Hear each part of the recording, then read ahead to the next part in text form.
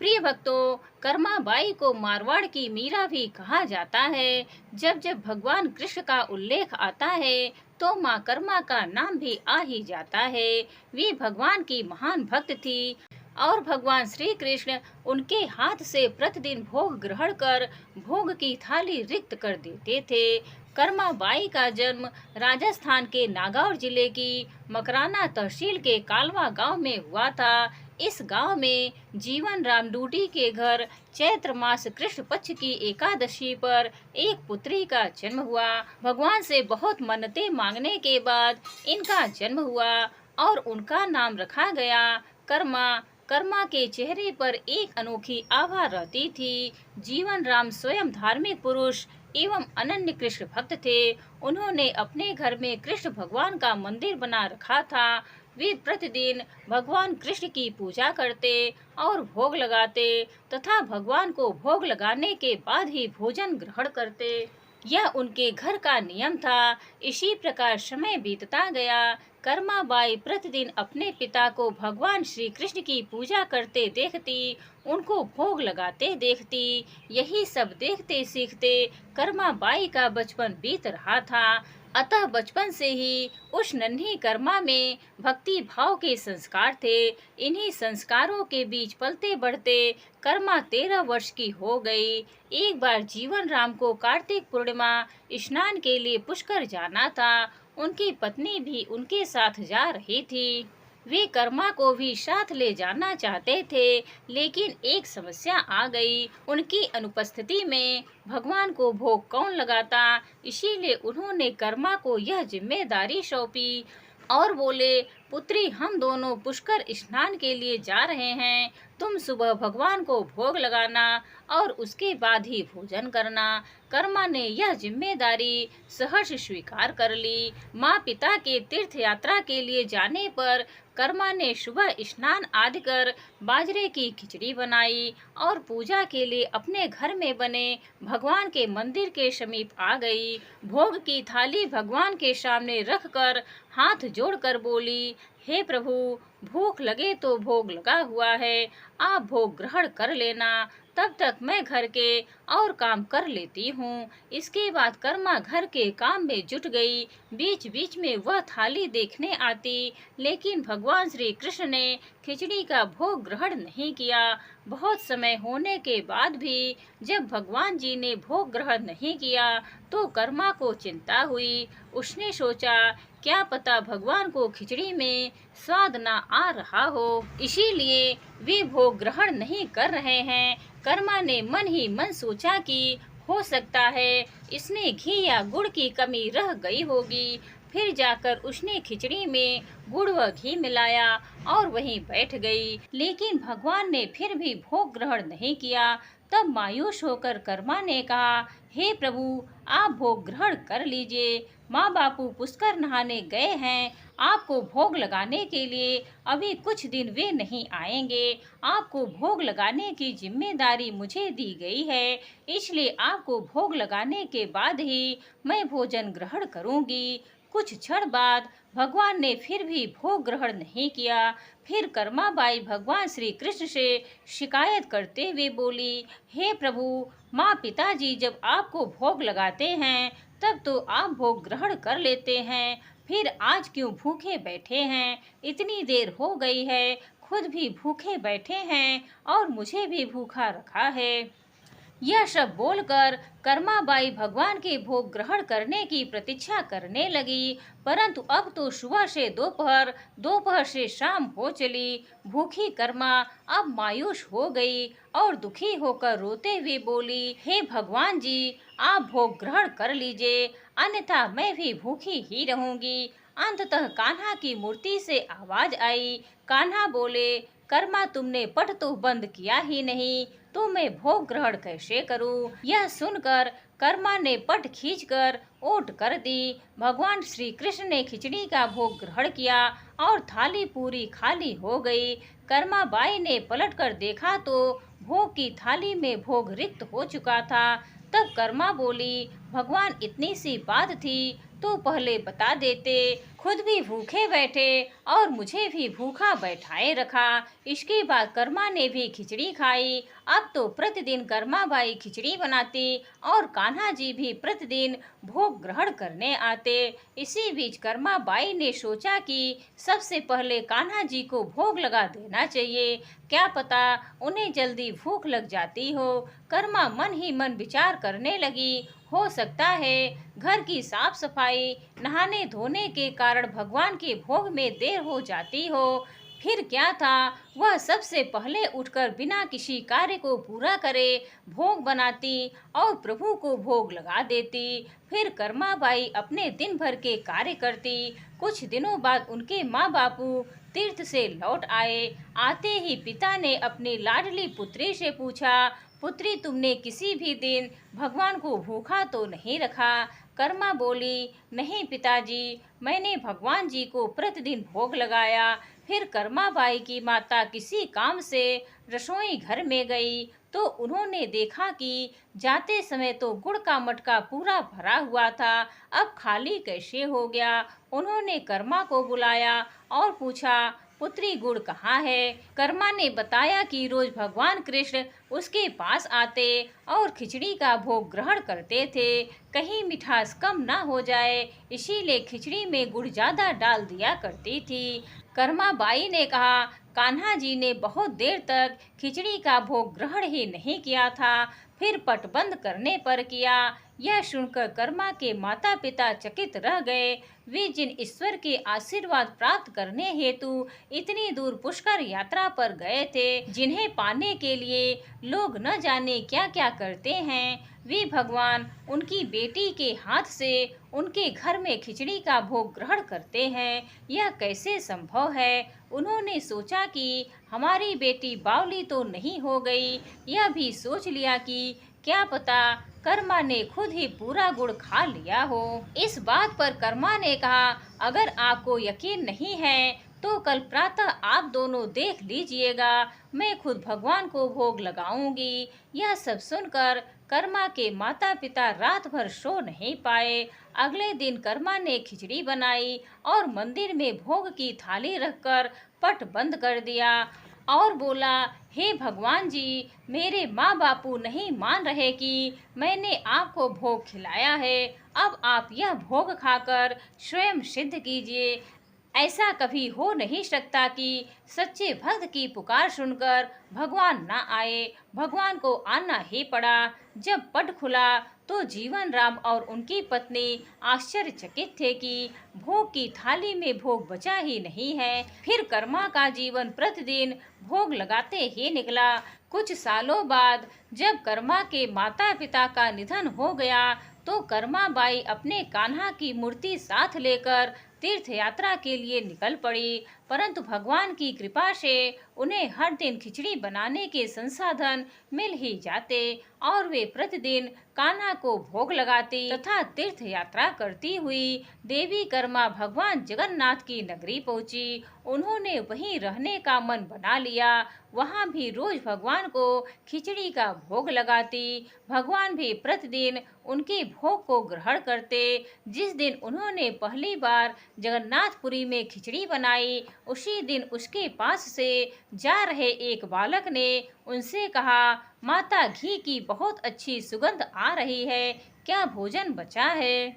माँ कर्मा ने कहा, हाँ बालक, बचा है, तुम बैठो, मैं तुम्हें देती हूँ। यह कहकर देवी कर्मा ने उस बालक के लिए भी खिचड़ी लगा दी। बालक पूरे मन से स्वाद लेकर खिचड़ी खा रहा था। देवी कर्मा को यह देखकर सुख की अनुभूति हो रही थी। बालक ने खाते खाते पूछा, माता, क्या मैं कल भी आ जाऊं?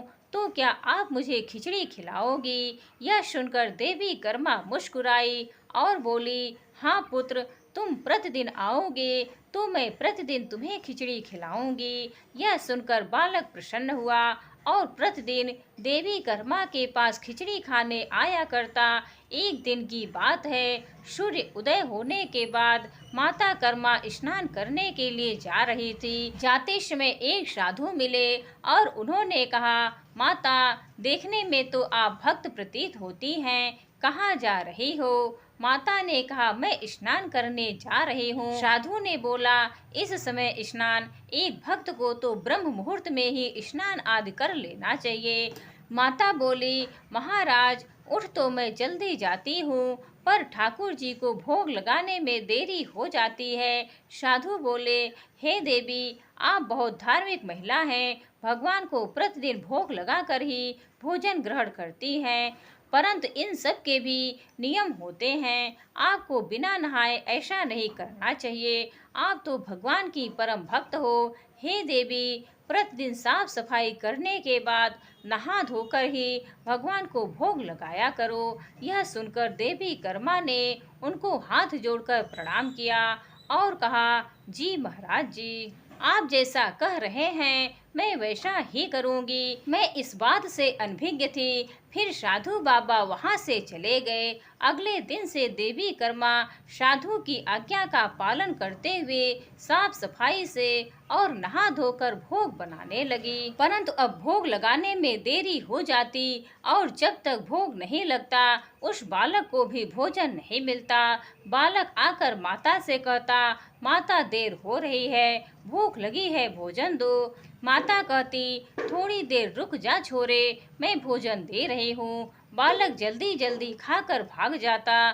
कुछ दिन ऐसे बीते, परंतु यह कौन जानता था कि वह बालक स्वयं भगवान जगन्नाथ हैं, जो प्रतिदिन बालक का रूप धारण कर कर्माबाई के हाथ से बनी खिचड़ी खाने आते थे। इतने दिनों में जब जगन्नाथ मंदिर का पट भोग के लिए खुलता तो भगवान के मुख पर की खिचड़ी का जूठ लगा होता। वहाँ के पुजारी ने मुस्कुराते हुए मन ही मन कहा, हे प्रभु, आपकी लीला भी अपरंपार है। न जाने किस भाग्यवान भक्त के यहाँ आप जाकर प्रतिदिन खिचड़ी खाकर आते हैं। फिर पूजा अर्चना हुई। दिन बीत गया, रात्रि हुई। रात्रि को पुजारी के स्वप्न में भगवान जगन्नाथ आए और उन्होंने पुजारी से कहा, हे भक्त, तुमने सही पहचाना। मैं अपनी एक अनन्य भक्त कर्माबाई के यहाँ प्रतिदिन उनके हाथ से बनी खिचड़ी खाने जाता हूँ। वह मुझे बिल्कुल अपने पुत्र सा लाड करती है। उनकी भक्ति से मैं अति प्रसन्न हूँ। परंतु इसी मंदिर के एक साधु ने उन्हें कुछ आम जीवन की ज्ञानवर्धक बातें एवं उपासना का तरीका समझाया है, जिससे मुझे भोग लगाने में अब उनसे देरी हो जाती है। इसी वजह से मेरे मुंह पर खिचड़ी लगी रह जाती है। क्या आपने यह सोचा कि प्रभु की लीला तो अपरंपार है, वह तो सर्वव्यापी है, एक ही समय पर अलग अलग स्थान पर हो सकते हैं, परंतु मुख पर खिचड़ी लगाने की लीला उन्होंने इसलिए रची ताकि पुजारी के मन में यह प्रश्न उठे। उस प्रश्न के निवारण में प्रभु पुजारी जी को यह बता सके कि आम जीवन में हम अपने ज्ञान को जब दूसरे को बताते हैं तो वह सदैव ज्ञान के लिए होना चाहिए, न कि भक्ति के भाव को बदलने के लिए।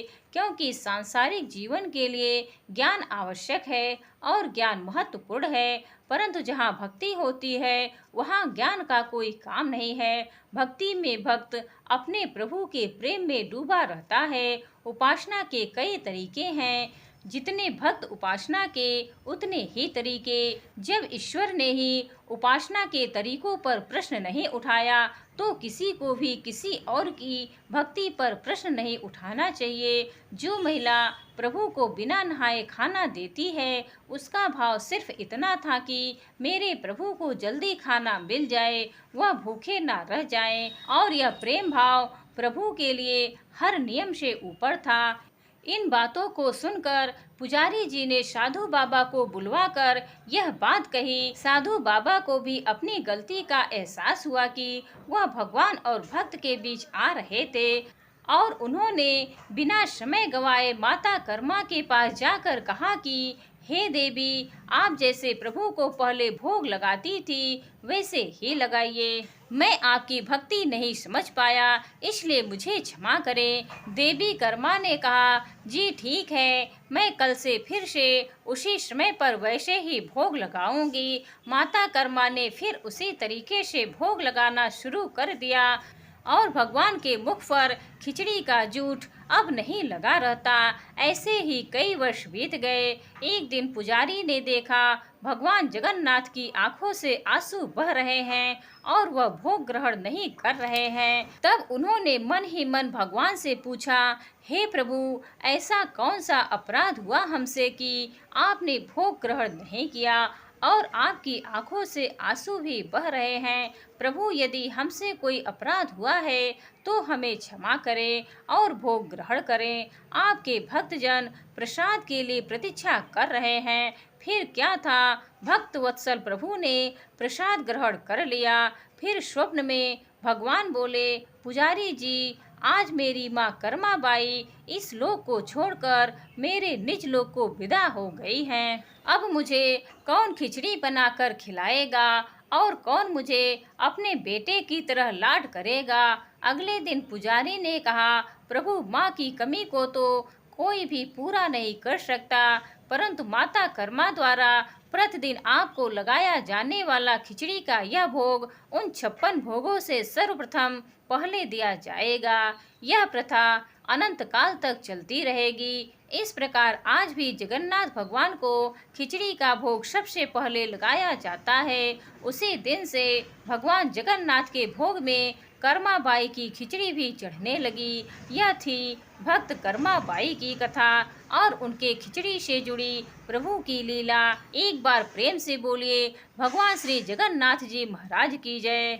अब आइए जानते हैं भगवान श्री जगन्नाथ जी 15 दिनों के लिए बीमार क्यों पड़ते हैं। प्रिय भक्तों, यह बात तो सब जानते हैं कि हर व्यक्ति अपने इष्ट की सेवा करता है ताकि उसे उनकी कृपा मिल सके। लेकिन क्या किसी ने सुना है कि भगवान भी अपने भक्तों की सेवा करते हैं ताकि उन्हें कभी कोई कष्ट ना आए। जी हाँ, सुनने में थोड़ा अजीब लगता है कि भगवान ने अपने भक्त की सेवा की, लेकिन यह सच है। भगवान कृष्ण अपने किसी भी भक्त को दुख में नहीं देख सकते, इसीलिए उन्हें भक्त वत्सल भगवान के नाम से भी जाना जाता है। आज हम बात करेंगे उनके प्रिय भक्त माधव दास के बारे में, जिनकी भक्ति के भाव को देखकर भगवान जगन्नाथ उनकी सेवा करने के लिए विवश हो गए। जगन्नाथपुरी में माधव दास नाम के एक भक्त रहते थे। माधव दास जी सांसारिक मोह माया से दूर रहते और केवल भगवान जगन्नाथ के भजन व दर्शन करते थे। माधव दास जी भगवान जगन्नाथ को अपना मित्र मानते थे और वे हमेशा जगन्नाथ जी से बातें करते, उनके साथ खेलते थे। इस प्रकार माधव दास अपनी भक्ति में सदैव मग्न रहते थे।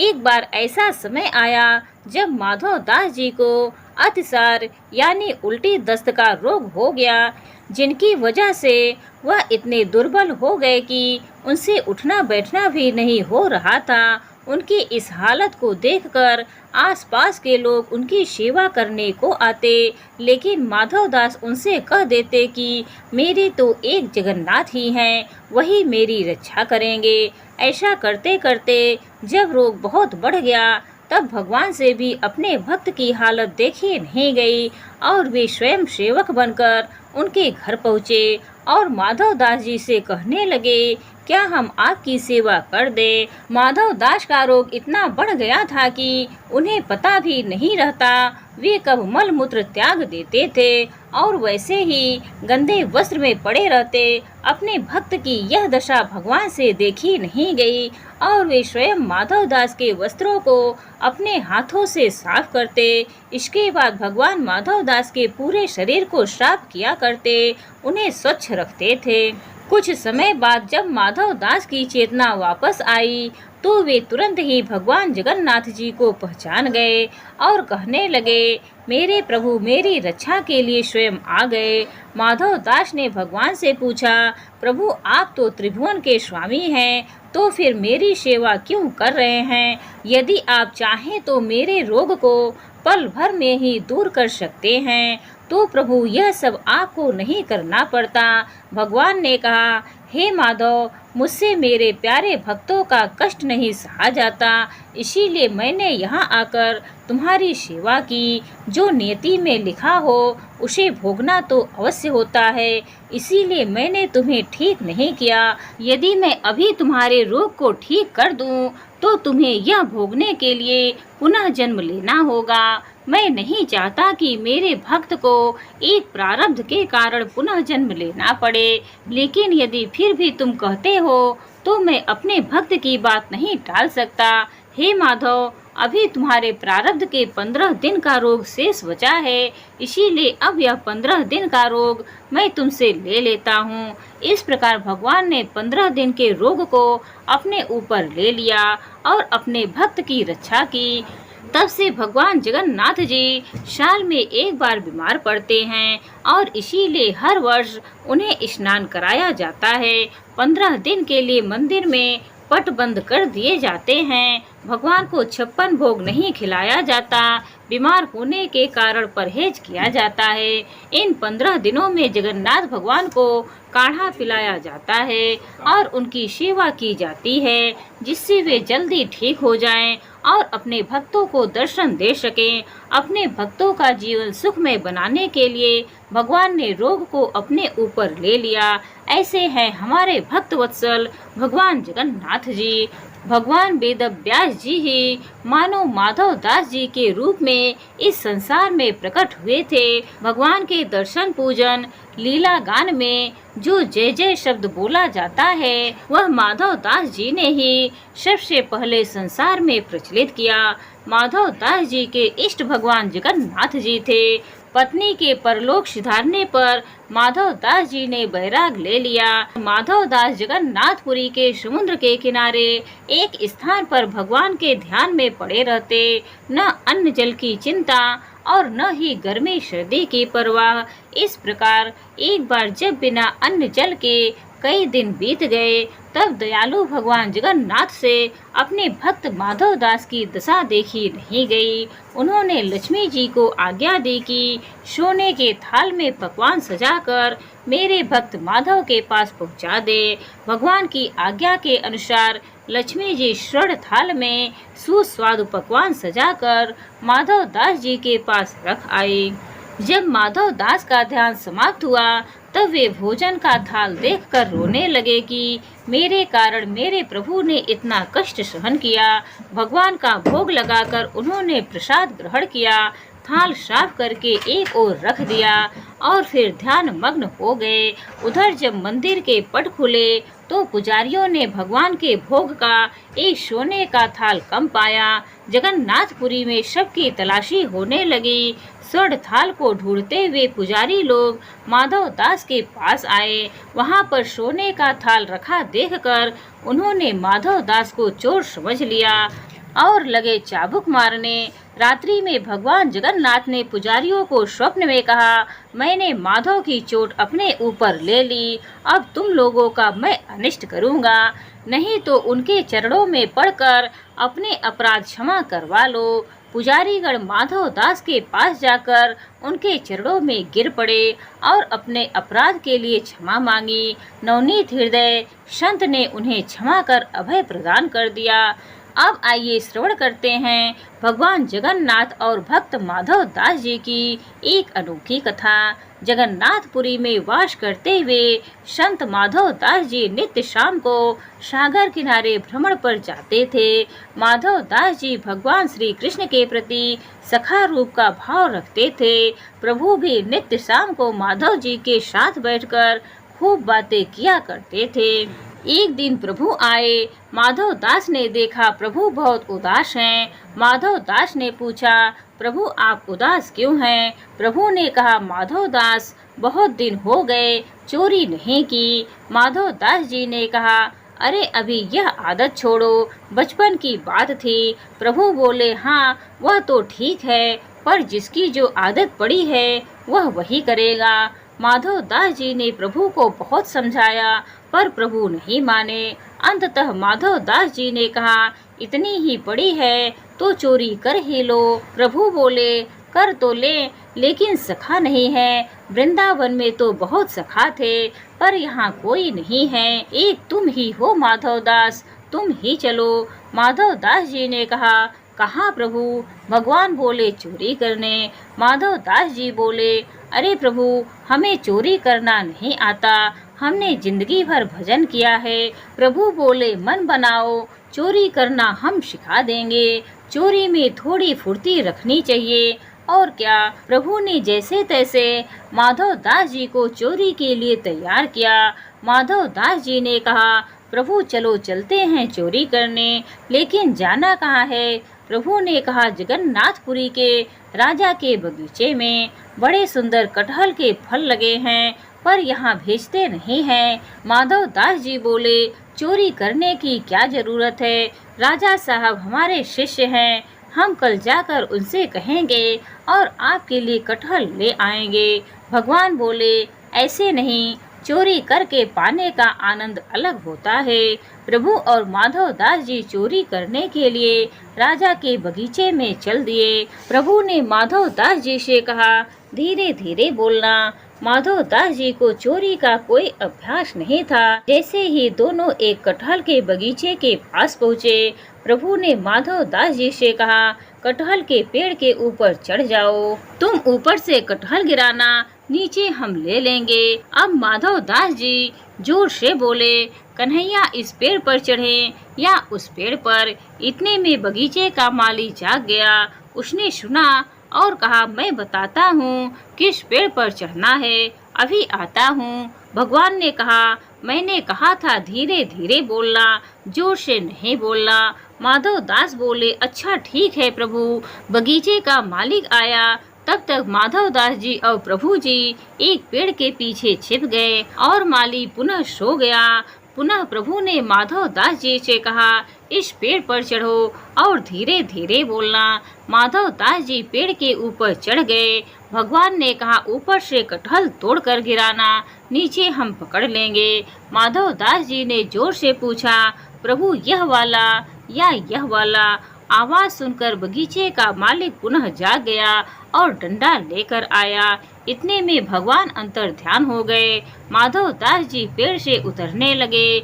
माली ने उन्हें पकड़ लिया और अंधेरे में 2 डंडे लगा दिए और रात भर बांध कर रखा और कहा, सुबह राजा जी के पास ले चलेंगे। अब माधव दास जी इधर उधर देखने लगे। माली ने पूछा, क्या देख रहे हो? माधव दास जी ने कहा, कुछ नहीं। मन ही मन माधव दास जी ने सोचा कि वह कहाँ है जो हमें इधर ले आए थे। सुबह हुई। माली माधव दास जी को राजा जी के पास ले जाने लगे। रास्ते में ही राजा जी मिल गए। राजा जी ने देखा कि हमारे गुरु को माली क्यों बांधे ले जा रहा है। राजा जी क्रोध में माली को मारने लगे। माधव दास जी ने कहा, इससे कुछ मत बोलो, हम जब ऐसे बंधने के काम करेंगे तो बंधेंगे ही। राजा जी बोले, आपने ऐसा क्या काम किया है? माधव दास जी बोले, चोरी। राजा बोले, आपने चोरी क्यों की? माधव दास जी बोले, कुसंग में पड़कर सब कुछ करना पड़ता है। राजा साहब बोले, किसका कुसंग? माधव दास जी बोले, यह हम आपके घर में बताएंगे। राजा जी माधव दास जी को अपने महल ले गए। माधव दास जी ने सारा वृत्तांत राजा साहब को बताया। सारी बात जानकर राजा साहब जी के नयन सजल हो गए, हृदय रोमांचित हुआ और तुरंत राजा साहब ने पूरा का पूरा बगीचा श्री जगन्नाथ जी के नाम पर कर दिया। शाम को पुनः संत माधव दास जी सागर किनारे पहुँचे। वहाँ भगवान प्रकट हुए। भगवान ने माधव दास जी से पूछा, और संत जी रात कैसे कटी? संत माधव दास जी बोले, हम तो पिटे, रात भर बांधे रहे और आप तो अंतर ध्यान हो गए, लेकिन एक भी कटहल नहीं ला पाए। हमें देखिए, हम तो पूरा का पूरा बगीचा ही आपके नाम करा लाए हैं। कहते हैं आज भी वह बगीचा श्री जगन्नाथ जी के नाम पर है। अब आइए श्रवण करते हैं भगवान जगन्नाथ जी की एक पावन कथा का। इस कथा को सुनने मात्र से मोक्ष की प्राप्ति होती है। पुरी नाम के एक नगर में माधव नाम के एक ब्राह्मण अपने परिवार के साथ रहते थे। उनके परिवार में उनकी पत्नी, एक बेटा और दो बेटियां थी। माधव बहुत गरीब थे। भिक्षा मांगकर जो कुछ भी मिलता था उसी से वह अपना परिवार चलाते थे। कई दिनों तक उन्हें भूखा रहना पड़ता था। माधव भगवान जगन्नाथ के सच्चे भक्त थे। वह रोज गीता के सभी 18 अध्याय के श्लोकों का पठन करते थे। इसी वजह से उन्हें हर कोई पंडित माधव कहकर बुलाता था। नियमित रूप से भगवान की भक्ति में लीन रहने और रोजाना गीता पाठ करने से उनकी चेतना शक्ति जागृत हो गई। वह दुनिया के माया जाल से खुद को परे समझने लग गए। उन्हें यह पूरा संसार और सारे रिश्ते नाते माया के जाल लगने लगे। उन्हें यह एहसास होने लगा कि इस संसार में कोई किसी का नहीं है, एकमात्र ईश्वर ही सत्य है, बाकी सब झूठ। अब उन्होंने हरि नाम को अपने जीवन का आधार और लक्ष्य बना लिया। वह जहाँ भी जाते बस भगवान जगन्नाथ के नाम का भजन करते रहते। भिक्षा मांगकर किसी तरह उनका घर चल रहा था, लेकिन कुछ समय बाद पूरे नगर में अकाल की स्थिति हो गई। हर कोई दाने दाने को मोहताज हो गया। ऐसे में माधव को भिक्षा नहीं मिल पा रही थी। वह कई गांव में घूमते तो मुश्किल से थोड़ा बहुत अनाज मिल पाता था, लेकिन उनके चेहरे पर कभी उदासी नहीं आती। वह भगवान की भक्ति में लीन रहते, लेकिन उनकी पत्नी बच्चों के भूखे रहने के कारण बहुत चिंतित रहती थी। माधव की पत्नी ने कहा, इतने कम अनाज में हमारा गुजारा कैसे होगा? हमारे बच्चों का पेट नहीं भरता है। उन्हें भूखा देखकर मुझे बड़ी तकलीफ होती है। माधव ने कहा, तुम चिंता मत करो, भगवान जगन्नाथ की कृपा से सब अच्छा हो जाएगा।